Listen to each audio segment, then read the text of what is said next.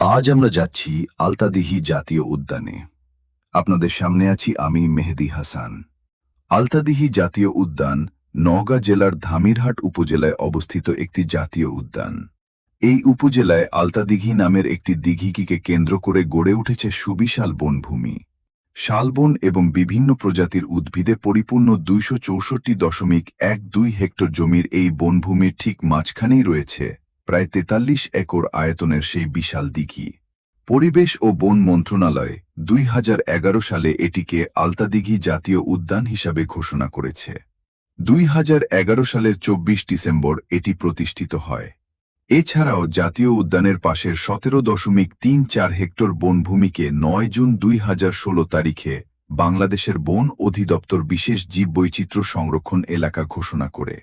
স্থানীয় মানুষের মুখে একটা লোককাহিনী প্রচলিত আছে যে প্রজা সাধারণের পানীয় জলের সংকট নিরসন কল্পে রাজা বিশ্বনাথ রাজমাতার সন্তুষ্টিকল্পে দিঘিটি খনন করেন। রাজমাতার শর্ত ছিল যে তিনি পায়ে হেঁটে যতদূর অবধি যেতে পারবেন সেই পর্যন্ত দিঘিটি খনন করতে হবে।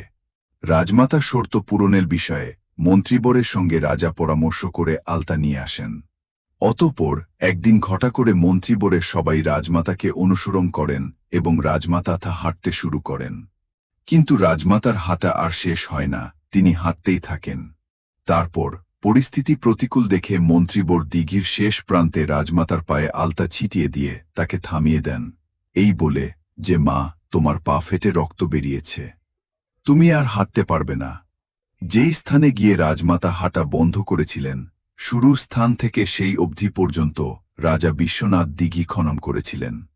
সেই থেকেই এই দিঘিটি আলতা দিঘি নামে হিসেবে পরিচিতি লাভ করে।